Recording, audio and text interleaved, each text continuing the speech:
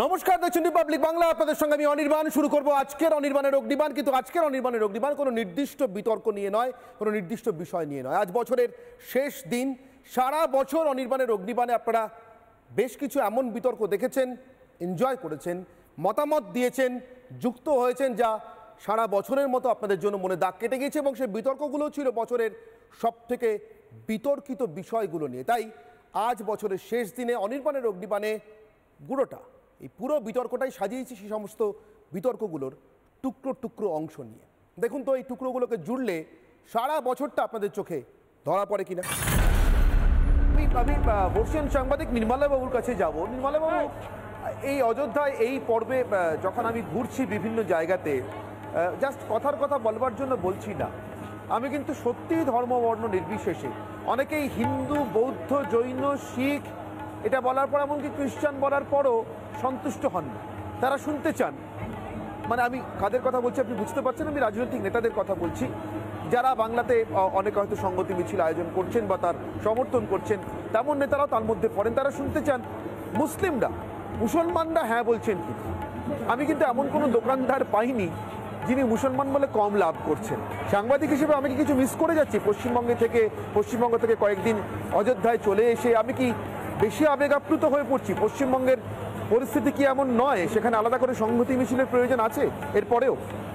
দেখুন, আমি আপনাকে বলি, মমতা বন্দ্যোপাধ্যায়ের সবথেকে বড় ধাঁধা হচ্ছে পরস্পর বিরোধিতা। এই পরস্পর বিরোধিতাগুলো আপনাকে বুঝতে হবে। আমি জানি, আমার এক বন্ধু, সে আমাকে বলল যে হায়দ্রাবাদের একটি সংস্থা, একটি মুসলিম সংস্থা, অযোধ্যা প্যাকেজ তৈরি করেছে। এরম বেশ কয়েকটি সংস্থা এখন প্যাকেজ তৈরি করছে অযোধ্যা ভিজিটের জন্য। মমতা বন্দ্যোপাধ্যায়ের বাধ্যবাধকতাটা কোথায় আপনি খুব ভালো করে জানেন। সেটা হচ্ছে 128টা আসন, যেটা মুসলিম ডমিনেটেড। বাবরি যেদিন ভেঙেছিল তার 25 বছরের মাথায় উনি সংহতি দিবস করেছিলেন 2017 সালে। আর রাম মন্দির যেদিন প্রতিষ্ঠা হচ্ছে সেদিন সংহতি মিছিল করছে। বাবরিকে স্মরণ করে উনি সংহতি দিবস করছেন, রাম মন্দিরকে কথা না বলে প্রতিবাদ জানানোর জন্য সংহতি মিছিল করছেন। আপনি পরস্পর বিরোধী বলবেন কি বলবেন না, কিন্তু মমতা বন্দ্যোপাধ্যায়ের আপনি একটা জিনিস ফলো করার চেষ্টা করবেন।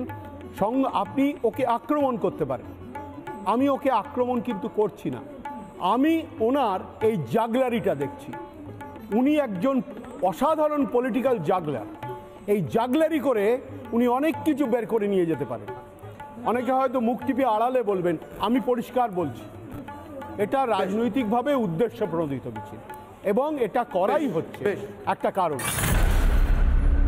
বিধানসভায় দাঁড়িয়ে রাজ্যের মুখ্যমন্ত্রী শাহজাহানের মতো একটা মাফিয়ার পক্ষে বক্তব্য রাখছিলেন। সন্দেশখালি 9 দিন ধরে অপেক্ষা করছিল রাজ্যের মুখ্যমন্ত্রী কিছু বলবেন, তাদের পাশে দাঁড়াবেন। মুখ্যমন্ত্রী দাঁড়ালেন শাহজাহানের পাশে। শঙ্করবাবু, আপনি বেঁচে গেলেন আজকে।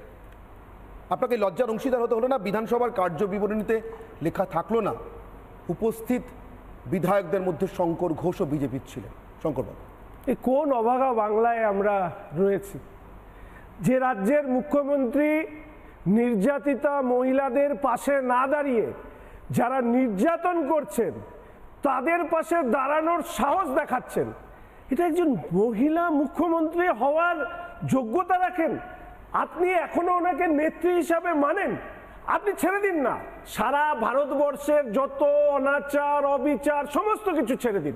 আপনি শুধু একটা কথা বলুন, সন্দেশখালিতে যে মহিলারা, যাদের সম্পর্কে বলা হয় বুক ফাটে তবু মুখ ফোটে না, সেই মহিলারা অন ক্যামেরায় অভিযোগ করছে যার নামে, তার হয়ে ওকালতি করছেন আপনি।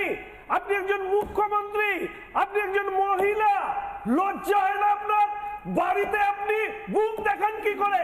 যারা তৃণমূল কংগ্রেস করে তাদের কাছে প্রশ্ন রাখতে চাই।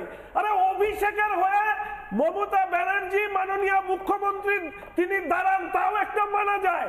শাহজাহান একটা ক্রিমিনাল, মার্ডারার, তোলাবাজ, মণিপুর নিয়ে কথা বলেছে, আপনি প্রধানমন্ত্রী মণিপুর নিয়ে কি বলেছে? সেই শাহজাহানের হয়ে আপনি দাঁড়ান। কতটা দাঁড়িয়ে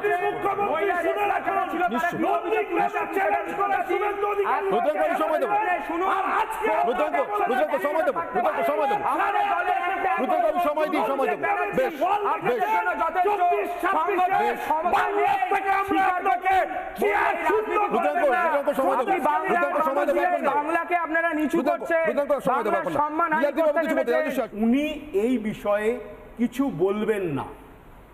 উনি অ্যাসেম্বলিতে যেটা বলেছেন আসলে উনি কিছুই বলেননি। উনি কতগুলো অভিযোগ পাল্টা অভিযোগ করে গেছেন। একদম মুখ্যমন্ত্রী হিসেবে যে তথ্যগুলো দেওয়ার দরকার সেগুলো না দিয়ে কাউকে যদি অ্যাকিউজ করতে থাকেন তাহলে সেগুলো যুক্তিগ্রাহ্য কোনোদিন হয় না। 355, 356 ধারার মতো ধারাগুলোর কথা এলেই একদল মানুষ আছেন তারা চিড়বিড়িয়ে ওঠেন। কিছু লোকের অ্যালার্জি হয়, কিছু লোক একটু কানে শুনবো না কানে শোনাও পাপ মতো করে মুখটা ফিরিয়ে থাকেন, কিছু লোক অস্বস্তিতে পড়ে যান।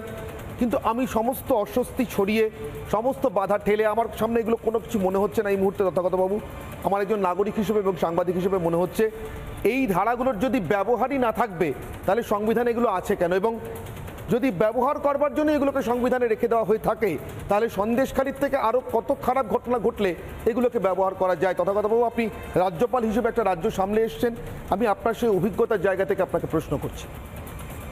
আমার মনে হয় আজকে 355, 356 বা আফস্পা এই ধরনের কোনো ধারা প্রয়োগ করবার আগে যেটা প্রথম বিবেচনা করা উচিত সেটা হলো যে লোকেরা, যে মহিলারা নিজের প্রাণের মায়া ছেড়ে নিজেদের অসম্মান মানুষের কাছে জানাবার জন্য এগিয়ে এসছেন তাদের নিরাপত্তা যেন যে কোনো মূল্যে নিশ্চিত করা হয়। তাদের যেন এই গন্ডগোল থিতিয়ে যাবার পরে তাদের ওপর যেন এই মহাত্মা শাহজাহানের বাহিনী আবার ঝাঁপিয়ে না পড়ে। আজকে কেন্দ্রীয় সরকার আমাদেরও সরকার, রাজ্য সরকারও আমাদের সরকার, সে তারা যেমনই ব্যবহার করুক তারা আমাদেরই সরকার, কিন্তু এদের যাতে নিরাপত্তা থাকে, এই মহিলাদের যাতে নিরাপত্তা থাকে, এদের আবার সেই পার্টি অফিসে নিয়ে গিয়ে বা ফার্মে নিয়ে গিয়ে যাতে পাশবিক অত্যাচার না করা হয় এটা নিশ্চিত করা হচ্ছে প্রথম কাজ। তারপরে 355, 356 এগুলো নিশ্চয়ই কেন্দ্রীয় সরকার বিবেচনা করবেন। এর মধ্যে প্রচুর রাজনৈতিক প্রশ্ন আছে, সেগুলো তারা নিশ্চয়ই বিবেচনা করবেন। এই 355, 356 করা হলেই তখনই মমতা শহীদ হয়ে যাবেন।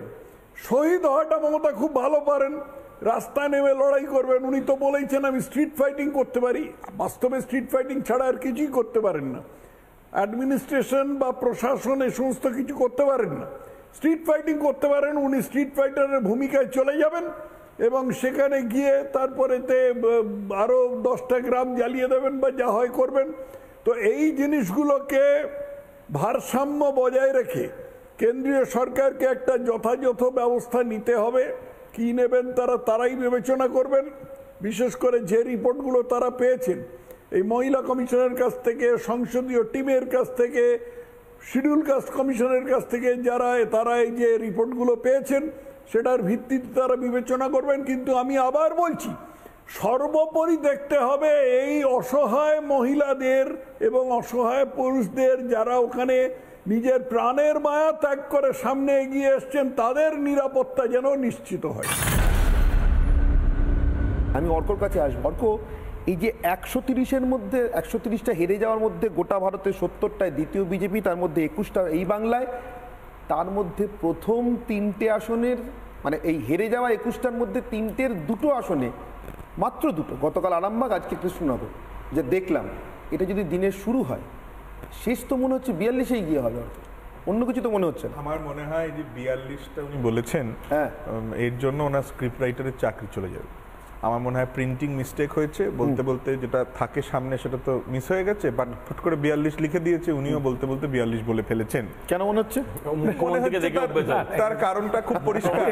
তার কারণটা হচ্ছে যে উনি নিজেও জানেন যে এটা বাস্তবসম্মত নন, এবং তার থেকে প্রাইম মিনিস্টার নরেন্দ্র মোদী সব থেকে যেটা ভালো, উনি এক্স্যাক্টলি জানেন যে মাইকে দাঁড়িয়ে, স্টেজে দাঁড়িয়ে কোন 4টে কথা বলে দিলে সন্ধেবেলাটা ওনার হবে। প্রত্যেকটা নিউজ চ্যানেলের সন্ধেবেলাটা ওনার কিভাবে হবে সেটা উনি জানেন, এবং এটা কিন্তু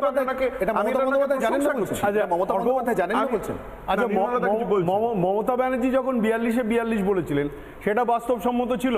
আজকে নির্মলদা আপনি আমাকে বলুন, যদি আমি বিধানসভার নিরিখে ভোটটা দেখি, তাহলে বিধানসভার নিরিখের ভোটটাতে কি দাঁড়াবে? আমি একটু থামাচ্ছি, আমি নির্মলবাবুকে একটা প্রশ্ন করা আছে, আমি আপনার কাছে আসছি। নির্মলবাবু এই যে 42 বলেন না মমতা বন্দ্যোপাধ্যায়ের প্রসঙ্গে, আমায় মাফ করবে কিন্তু আমি একটা প্রশ্ন না করে পাচ্ছি। আমার গুরু দত্তের ওই পেয়াসার একদম শেষ দৃশ্যটা মনে পড়ছে। হল ভর্তি দর্শক, একা কবি এগিয়ে আসছেন, সারা জীবন বঞ্চিত, গান গাইতে গাইতে আসছেন, ये दुनिया अगर मिल भी जाए तो क्या है। अच्छा 42টা আসলে 42টাই মমতা বন্দ্যোপাধ্যায় পেলেন, কি হবে? দুনিয়া अगर मिल भी जाए तो क्या है? আপনি আমায় জিজ্ঞেস করছেন 42টা আসন পেয়ে গেলে মমতা বন্দ্যোপাধ্যায় করবেন কি? কংগ্রেস 50 পেরোবে? দেখুন সরকার হবে।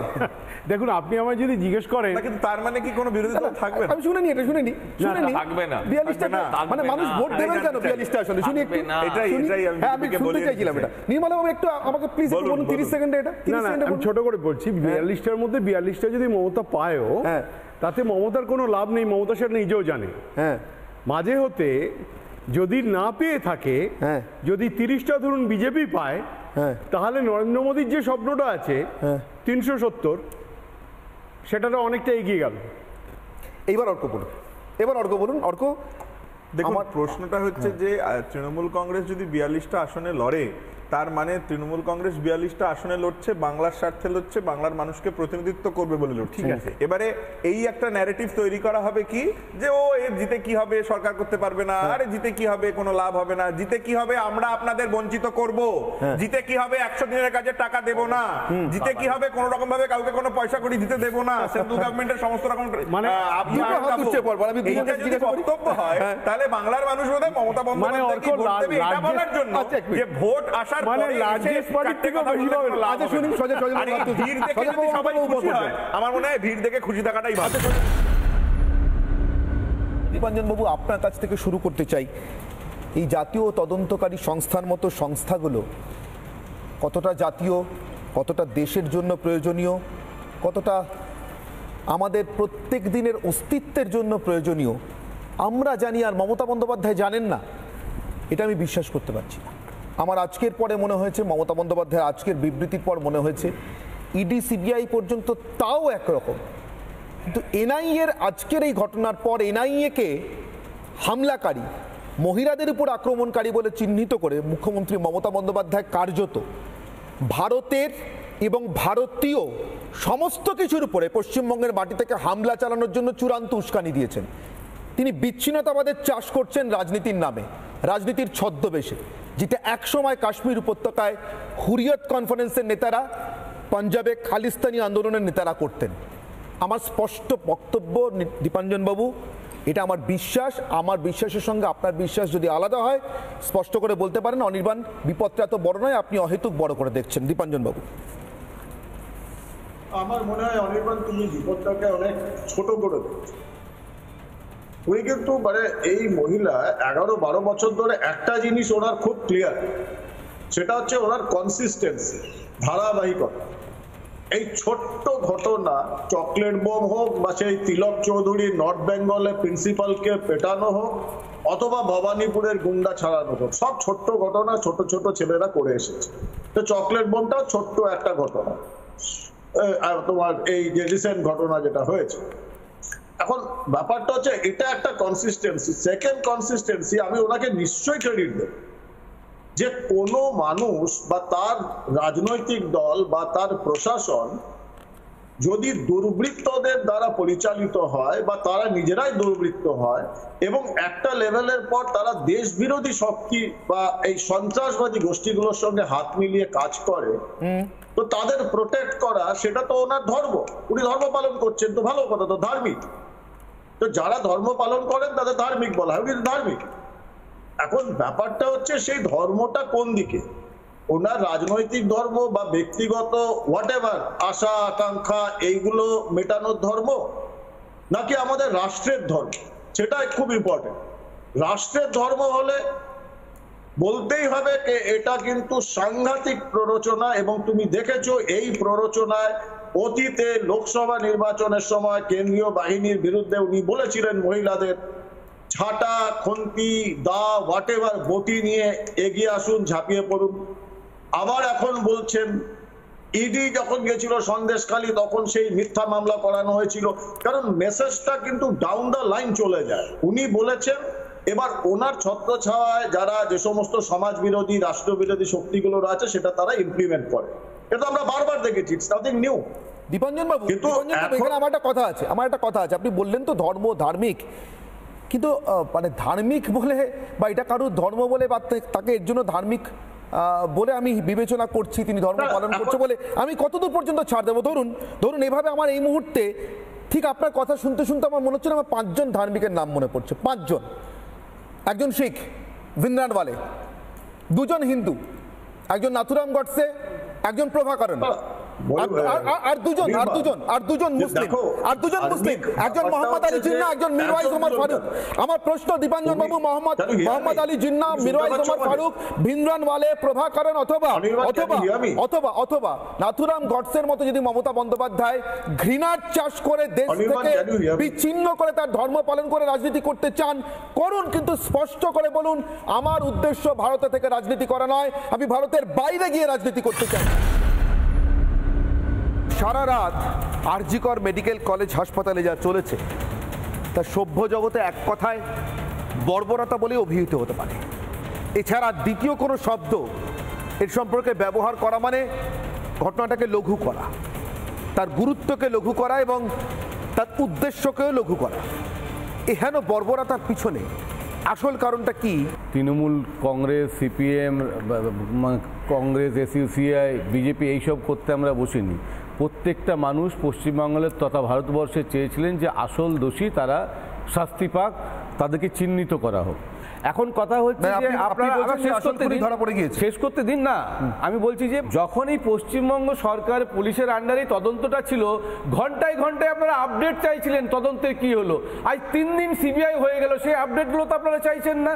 আজ কি বলুন, আজকে এই 3 দিন ধরে তদন্তটাতে সঞ্জয়কে আগের থেকে অ্যারেস্ট করেছিল, তাকেই অ্যারেস্ট করে নিয়ে তাকেই মেডিকেলে নিয়ে যাচ্ছে, তাকে স্বাস্থ্য পরীক্ষা হচ্ছে। আমাদের মনে হচ্ছে না যে গতকাল যারা এসে আরজিকর মেডিকেল কলেজের অবস্থান মঞ্চ থেকে শুরু করে এমার্জেন্সি তাণ্ডব চালিয়ে গেল, তাদেরকে খুঁজে বার করার বা শাস্তি দেওয়ার কোনো রকম পজিটিভ পদক্ষেপ নেওয়া হবে বলে। কারণ গতকালও আমরা দেখেছি যখন ওই উন্মত্ত জনতা, যেটা আমাদের মনে হয়েছে এটা একটা অর্গানাইজড একটা মব, যাদেরকে পাঠানোই হয়েছিল আমাদের আন্দোলনটাকে ভাঙার জন্য, আন্দোলন মঞ্চটাকে ভাঙার জন্য, তারা যখন ব্যারিকেড ভেঙে ঢোকে তখন আমরা দেখেছি কিভাবে পুলিশ নিষ্ক্রিয় ছিল আমাদের আন্দোলনকারীদের রক্ষা করার। বা ওখানে শুধু আন্দোলনকারী না, ওখানে অনেক পেশেন্ট রিলেটিভস তারাও আছে। আমরা দেখেছি তারা ভয়ে কাঁদছে যেভাবে এই মব তাণ্ডব চালাচ্ছিল। তাদেরকে বাঁচানোরও কোনো রকম পদক্ষেপ আমরা পুলিশের কাছ থেকে অন্তত দেখিনি, বরং এটা দেখেছি যে প্রথম দিকে নিষ্ক্রিয়তা, তারপরে বরং তারা নিজেরাই ভয় পেয়ে আমাদের হাসপাতালের ভেতরে, ট্রমা সেন্টারের ভেতরে, হোস্টেলের ভেতরে লুকোতে যাচ্ছিল। ফলে যে রোল তারা কাল প্লে করেছেন, আমরা যা দেখে যা পদক্ষেপ নিয়েছেন, তাতে আমার মনে হয় না যে এই দুষ্কৃতীদের ধরে শাস্তি দেওয়ার কোনো রকম পদক্ষেপ প্রশাসন নেবে। তবে আমাদের দাবি থাকবে যে এইভাবে আন্দোলন কোনোদিন ভাঙা যায়নি। আপনার নিজের আঁখো দেখি অভিজ্ঞতা কি বলে? এরপরেও দর্শক পুলিশের উপর ভরসা রাখা যাবে নাকি রক্ষক সেনা লাগবে? কোনোভাবেই রাখা যায় না। প্রশাসনের যে নিষ্ক্রিয়তা তা দেখে কোনোভাবেই ভরসা রাখা যায় না। এবং আমি বলতে চাই, যখন এই দুষ্কৃতীরা আক্রমণ চালাচ্ছিল তখন যেভাবে পুলিশ নিষ্ক্রিয় ছিল, হঠাৎ করে কিছুক্ষণ পরেই পুলিশ সক্রিয় হয়ে ওঠে।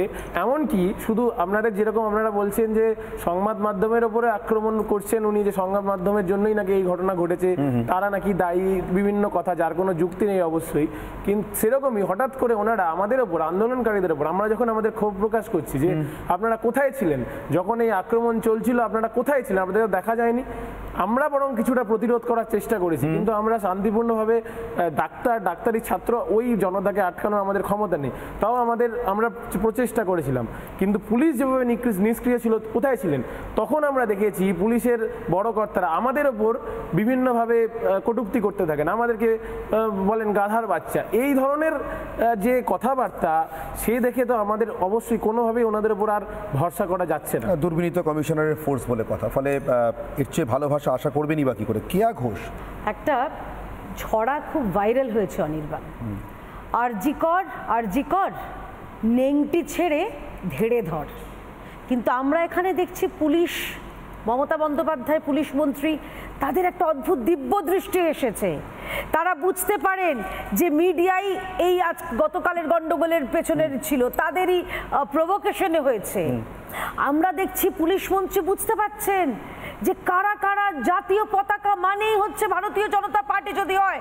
আমি ধন্যবাদ জানাচ্ছি আপনাকে মুখ্যমন্ত্রী যে হ্যাঁ, জাতীয় পতাকা মানে ভারতীয় জনতা পার্টি, কিন্তু ভাঙচুরের পেছনে ভারতীয় জনতা পার্টি নেই। যারা রয়েছে সেই ভিডিও ভাইরাল হয়েছে, লরি করে ছোট ছোট ওই ভ্যান করে কারা এসেছে, কোথা থেকে এসেছে, কেন এসেছে, কি কারণে এসেছে, সেই প্রশ্নের উত্তর আমরা খুঁজছি। আপনাদের লোক নয়, শিওর আমাদের লোক নয়।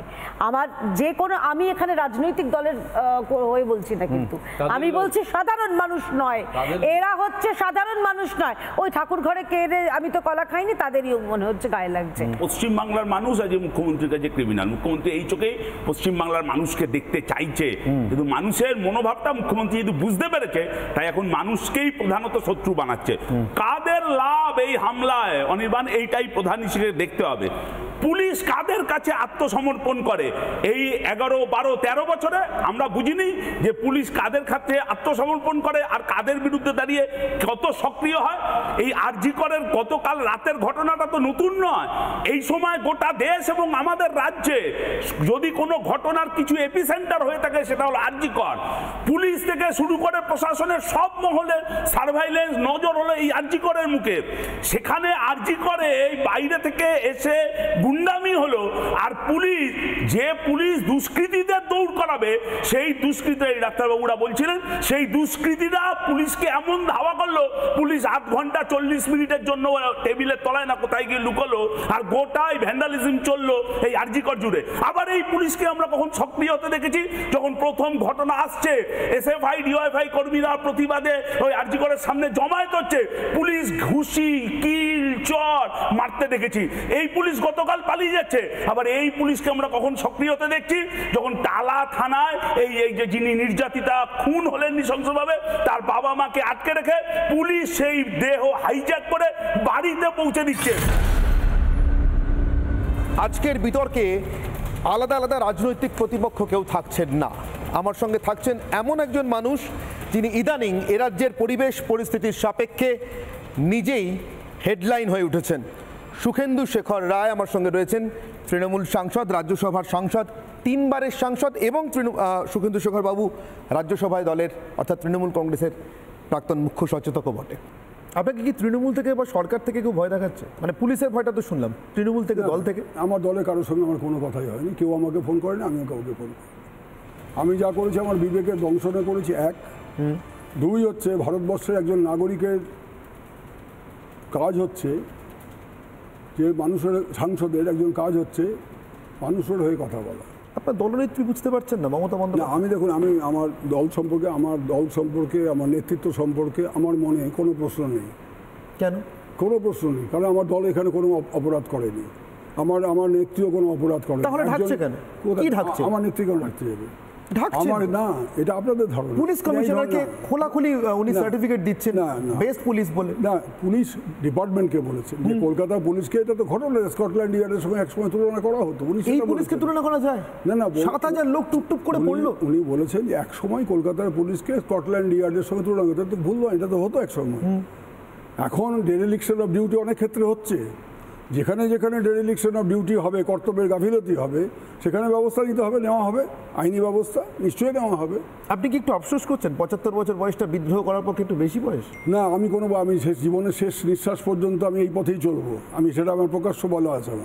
আমার কণ্ঠকে রোধ করতে পারবে না কোনোভাবেই।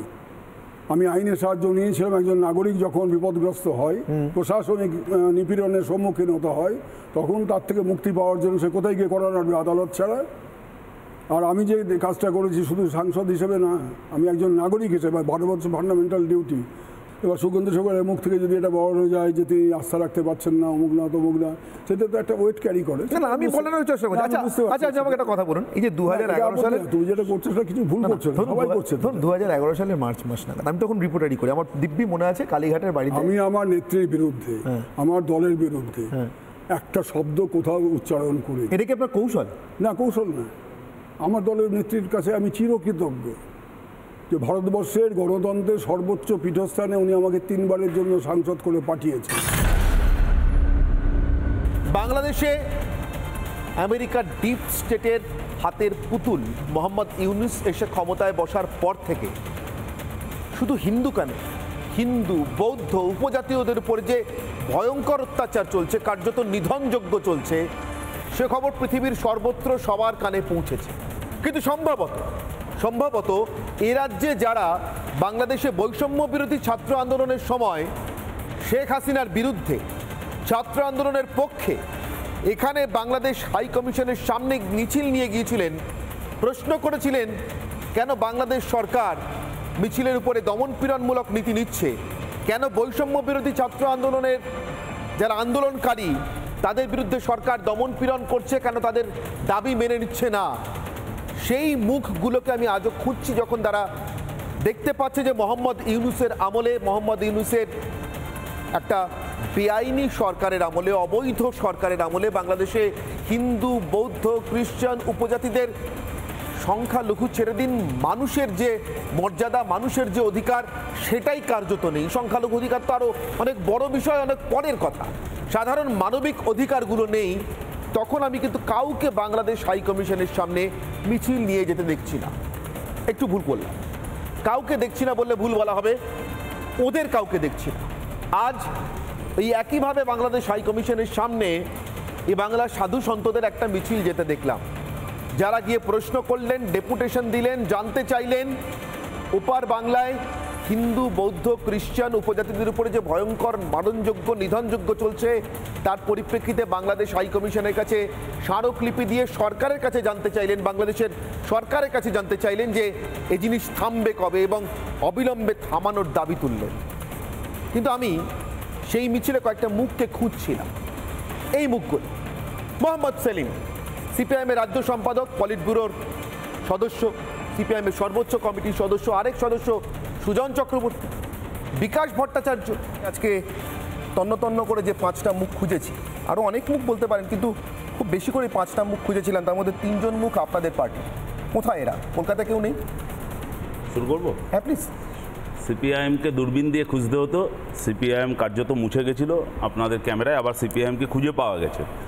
আর সিপিআইএমকে ভরসা করা যায় না, খুঁজে পাচ্ছি না, তাই জিজ্ঞাসা। সেই তাতে দুশ্চিন্তা। আপনারা দেখলাম, আমি ছবিতে দেখলাম আপনারা খুঁজে পেয়েছেন, মিডিয়া অন্যান্য সময় তো খুঁজে পাওয়া যায় না। আরজি করের মুভমেন্ট নিয়ে সিপিআইএমকে খুঁজে পাওয়া যায় না। 60 বছরের বুড়ো মানুষেরা যখন হাফ প্যান্ট পরে ছাত্র সমাজের নামে বিচারের দাবিতে নবান্ন অভিযান করে, তখন সব খুঁজে পাওয়া যায়। আর একটা ভালো দিক যে হিন্দুদের স্বার্থেও এই বিকাশ রঞ্জন ভট্টাচার্য, মোহাম্মদ সেলিম বা সুজন চক্রবর্তীর মতন নেতাদেরও খুঁজতে হয়, এটা পজিটিভ। এখন এইগুলো হলো অন্য কথার মধ্যে যাচ্ছি, আমি বেশি ব্যাখ্যার মধ্যে যাব না। পাচ্ছি না কেন? পাচ্ছি না, আমি এক্ষুনি পাবেন। আমি বলছি এই একটা, আমি ক্যামেরায় কতটা দেখা যাবে আমার দেখানোর দরকার নেই। সিপিআইএম দল বলে একটি দল আছে এবং তারা ঘোষিতভাবে বিবৃতি দিয়েই, অন্য কোনো পলিটিক্যাল পার্টির এরকম ঘোষিত বিবৃতি পাওয়া যাবে কিনা আমার জানা নেই। না, কোন ধর্মের মৌলবাদীরা, কোন ধর্মের মৌলবাদীদের আবার ধর্ম এখানে? নাও দ্যাটস দ্য কোয়েশ্চেন। যখন হিন্দুদের উপর কিছু হয় তখন কিন্তু হিন্দুত্ববাদী, মৌলবাদী শক্তি বলতে আপনাদের আপনি বাংলা বোঝেন? আমি আপনার থেকে বেটার বাংলাটা বুঝি। আমি এটা পড়েছি, আমি আপনার থেকে বেটার বাংলা বুঝি। আমি এটা পড়েছি, আমি এটা পড়েছি। আপনি যখন ইসলামিকদের, আমি এটা পড়েছি, আমি এটা ধৈর্য ধরে শুনুন, আমি এটা পড়েছি। এখানে যা লেখা আছে তাই, এইটা বুঝতে, এই বাংলাটা বুঝতে আপনারা এতক্ষণ সময়। সংখ্যালঘু দপ্তর বিষয়ক মন্ত্রী বলেছেন যে ওয়াকফ আইনের সংস্কার আটকাতে চাইছে তারা, যারা জমি মাফিয়াদের হাতেই ওয়াকফের সম্পদ রেখে দিতে চায়, তার কারণ ওগুলো এখন মাফিয়াদের দখলে চলে গিয়েছে। এরপরে এর কোনো রিজয়েন্ডার, মানে সংসদে দাঁড়িয়ে কেউ এর কোনো বিরোধিতা করেননি, ধরে নিতে পারি তাহলে সত্যি। এমনকি এখানেও, অর্থাৎ আমার এই অনির্বাণের অগ্নিবাণের বিতর্কেও বারবার অংশ নিতে গিয়ে নির্দিষ্টভাবে মুসলমান সমাজের প্রতিনিধিরা বারবার করে বলেছেন ওয়াকফ সম্পত্তি এ রাজ্যে কীভাবে বেহাত হয়েছে। মমতা বন্দ্যোপাধ্যায়, তার দল ওয়াকফ নিয়ে মুখে যা বলছে, কাজে তা সত্যিই করতে চাইছে শুধুমাত্র ভোট বাক্সের জন্য? এ রাজ্যে মমতা বন্দ্যোপাধ্যায় মেরুকরণের রাজনীতি যারা করেন তাদের বাড়া ভাতে বারবার ছাই দেন।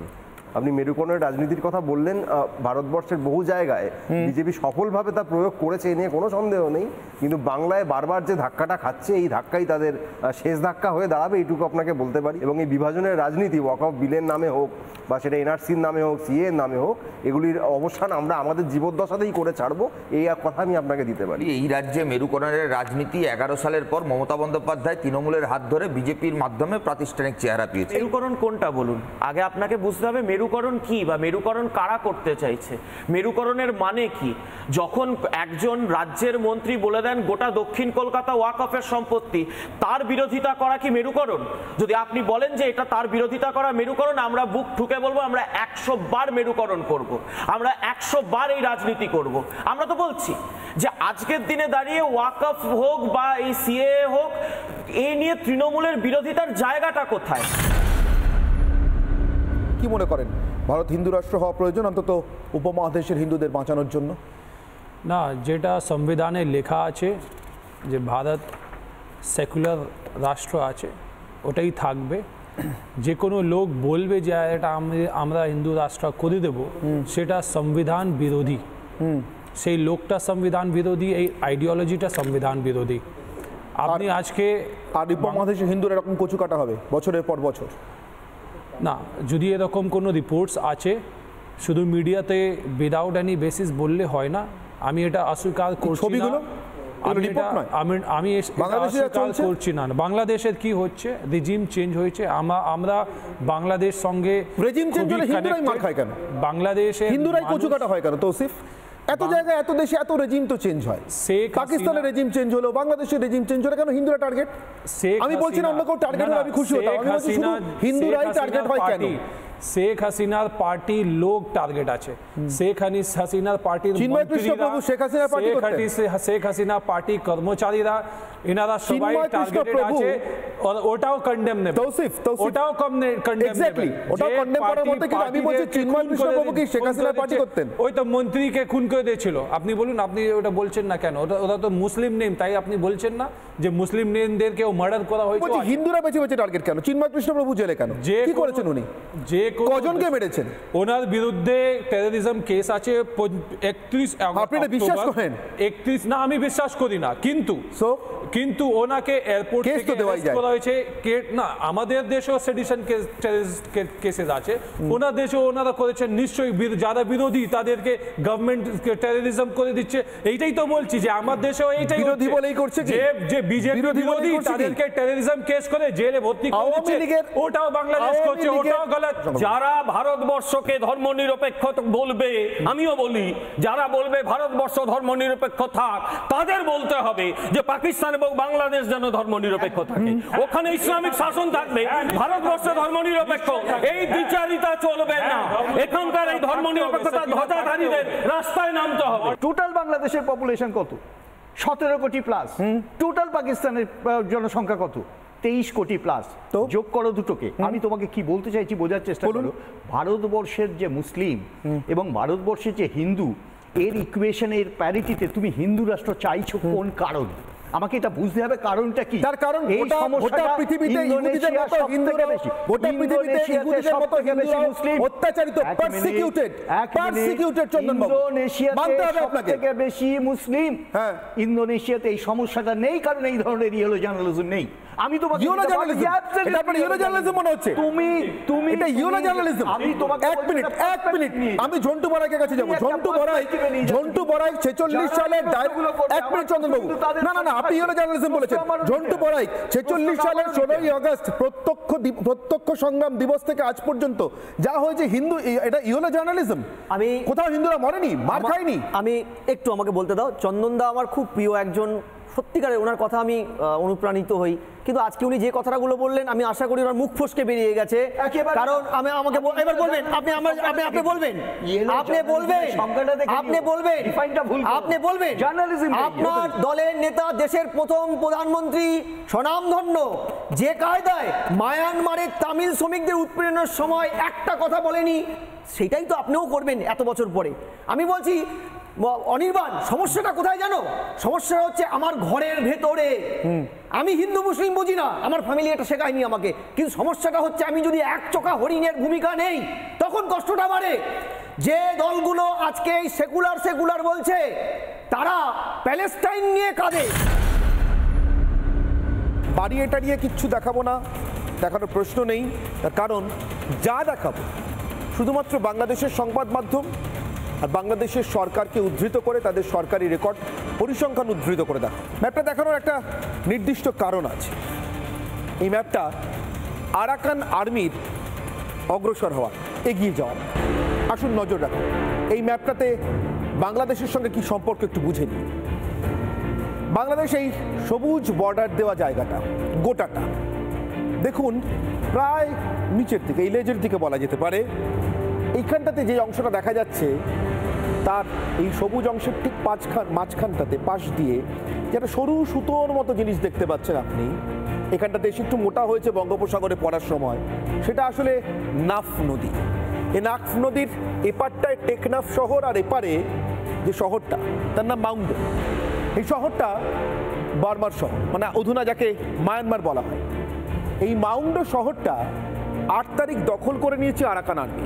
আরাকান আর্মি মানে গুলিয়ে ফেলবেন না, ভুল ভাববেন না, ভুল বুঝবেন না, বার্মার বা মায়ানমারের সরকারি আর্মি নয়, সরকারি সেনা নয়।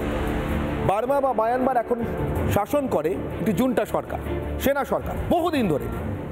আরাকান আর্মি যেখানে বসে রয়েছে মাউন্ডো, সেখান থেকে সেন্ট মার্টিনসের দূরত্ব দেখে ভয়ে সেন্ট মার্টিনস পর্যন্ত যাতায়াত বন্ধ করতে হচ্ছে ইউনুসকে।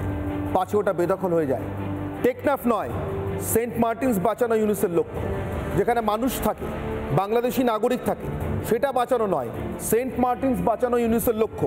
বুঝুন ইউনুসের আসল প্রভু কারা, ইউনুস আসলে কোথায় দাসখত লিখে বাংলাদেশে এসেছে। এখানেও ইউনুস, এটা কি নিশ্চয়ই জানেন সিটওয়ে পর্যন্ত ভারতের সড়ক পথ আছে। সেন্ট মার্টিনসকে তিনি কোন কোন দিক থেকে আর রক্ষা করবেন, কত দিক থেকে পাহারা দেবেন, ঠিক সেই মুহূর্তে দেশের পূর্ব প্রান্তে ঠিক কতটা অসহায় অবস্থায় ইউনুস বসে আছে। কোহিমা থেকে সিটওয়ের সড়ক পথ আপনাদের বলছিলাম কিছুক্ষণ আগে, ঠিক এই পর্যন্ত সরাসরি চাইলে ভারতের সামরিক ট্রাক, সেনা, বিমান সব কিছু নামতে পারে, সামরিক বিমানও নামতে পারে। তার ঠিক এইটুকু দূরত্বে সেন্ট মার্টিনস, আর ঠিক এমন জায়গা পর্যন্ত, এই জায়গাটা পর্যন্ত মাফ করবেন, এখানে চট্টগ্রাম, এটা নদী, নাফ নদী, যে নদীর গতিপথ আপনাদের দেখিয়েছি, ঠিক এই জায়গাটায় মাউন্ডোতে বসে রয়েছে এই মুহূর্তে আরাকান আর্মি। এদিকে টেকনাফ, এই জায়গাটাতে টেকনাফ। অতএব টেকনাফের মানুষ চাইলে জাহান্নামে যাক, ইউনুস সরকারের কথা বলছি, সে আপাতত সেন্ট মার্টিনস বাঁচাতে ব্যস্ত, কিন্তু কত দিক থেকে বাঁচে। বিপদটা দেশে, জঙ্গি মারার সময় গুনে দেখে মারে না, ট্রেনের কামরায় বোমা ফাটানোর সময়, সিরিয়াল ব্লাস্ট করানোর সময় হিন্দু, মুসলমান, খ্রিস্টান মাথা গোনে না। খারিজি মাদ্রাসায় কত ভোট আসে জানি না, কিন্তু খারিজি মাদ্রাসায় অন্তত প্রাণের গ্যারেন্টি আসে না, এটা প্রমাণিত। প্লিজ একসাথে হয়ে জঙ্গি মোকাবিলা করুন না। মানে এতদিন ধরে পাড়ায় পাড়ায় তৃণমূলের গোষ্ঠীদ্বন্দ্ব দেখে আপনি, সে গোষ্ঠীদ্বন্দ্বে কখনো বোমা, কখনো গুলি দেখেছেন। কিছুদিন আগে কসবার রুবিতে দেখেছেন ভর সন্ধ্যেবেলা কাউন্সিলরকে একেবারে সামনে থেকে গুলি করার চেষ্টা। এসব এবার আপনি দেখবেন, তবে গোষ্ঠীদ্বন্দ্বের নামে নয়, জিহাদি দ্বন্দ্বের নামে। মানে একেবারে আক্ষরিক অর্থেই পশ্চিমবঙ্গটাকে আফগানিস্তান, সিরিয়া, ইরাক, পাকিস্তান বা হালের এই ইউনুসের আমলের বাংলাদেশ বানানো হবে, যেখানে জেহাদি যুদ্ধ করে ঠিক করে নেবে এই সোনার বাংলায় কে রাজত্ব করবে, এই পশ্চিমবঙ্গে কে রাজত্ব করবে। কাজী মাসুম আক্তার, আমি আমার ভাষায় নয়, হুমায়ুন কবিরের ভাষায় জিজ্ঞাসা করছি, আপনি কোন মুসলমানের প্রতিনিধিত্ব করেন? কি 2,60,00,000-এর মধ্যে কত বিহারি, কত বাঙালি কি সব বলছে? এসব মৌলবাদের কোন শাখায় আপনি পড়েন? হাম দো হামারে চার কেটে ভাসিয়ে দেবো, নাকি মেজরিটি সে ভি মেজরিটি बनना पड़ेगा? কোনটা কাজী মাসুম আক্তার?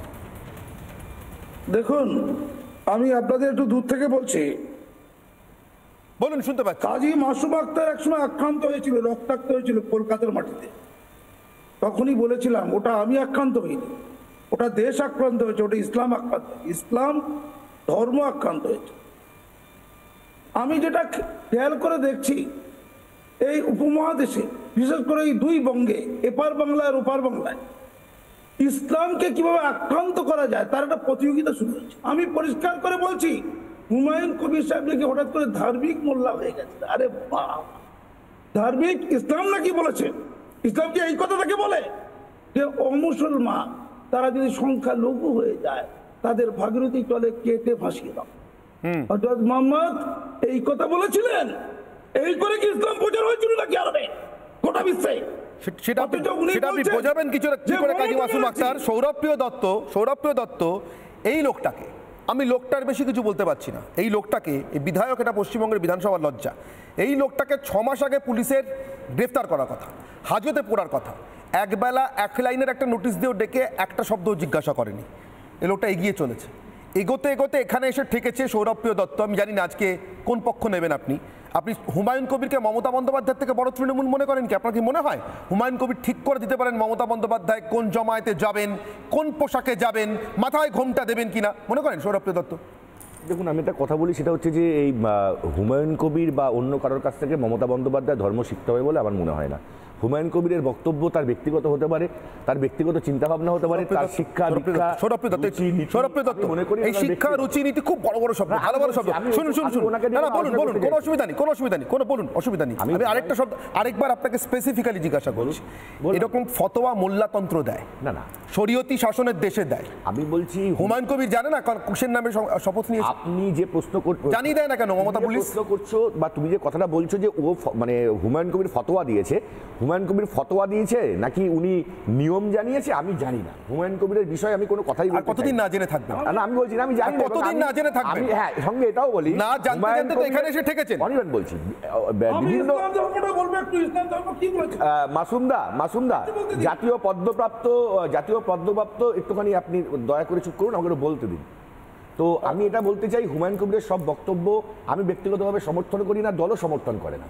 সেখানে দাঁড়িয়ে মমতা বন্দ্যোপাধ্যায় কি করছে না করছে, কিভাবে চলবে না চলবে, সেটা হুমায়ুন কবির বা অন্য কারোর কাছ থেকে আমাদের কোনো জ্ঞান নিতে হবে না। আর দ্বিতীয় কথা হচ্ছে যে মমতা বন্দ্যোপাধ্যায় তোষণের কথা বলছেন। তো আমি একটা কথা বলি, রাষ্ট্রের কর্তব্য হচ্ছে সংখ্যালঘুদের প্রতি দায়িত্ব, কর্তব্য এবং উন্নয়ন, যেটা করার কাজ মমতা বন্দ্যোপাধ্যায় সেটা করবেন। সেটা করতে গিয়ে যদি তোমাদের কারোর মনে হয় যে মমতা বন্দ্যোপাধ্যায় তোষণ করছে, আমি বলবো যে হ্যাঁ, তোষণ করছে। সারা বছরের সেরা বিতর্কগুলো আপনাদের বিচারে, আমার বিচারে নয়। তার কারণ আমি প্রত্যেক দিন আপনাদের প্রশ্ন করে থাকি, আপনারা যে বিতর্কগুলো সব থেকে বেশি দেখেছেন, সব থেকে বেশি মতামত দিয়েছেন, শেয়ার করেছেন, সেগুলোই আপনাদের জন্য আরও একবার সাজিয়ে দিলাম বছরের শেষ দিনে। আশা করি বিতর্কগুলো আরেকবার আপনারা উপভোগ করলেন, আপনাদের নিজের মতো করে মত তৈরি করলেন, আর যে মত তৈরি করলেন তার উপর দাঁড়িয়ে আপনার মত আমার মতের বিনিময় করতে আসছি আগামী বছর। আজকের মতো বিদায় নিচ্ছি আপনাদের কাছ থেকে, নতুন বছরের শুভেচ্ছা জানিয়ে। Happy new year. সঙ্গে থাকুন। নানা ধরনের কন্টেন্ট দেখার জন্য লাইক করুন, শেয়ার করুন আমাদের ফেসবুক পেজ, সাবস্ক্রাইব করুন আমাদের ইউটিউব চ্যানেল। পাশাপাশি অন্যান্য ব্রেকিং নিউজের জন্য অবশ্যই চোখ রাখুন রিপাবলিক বাংলায়।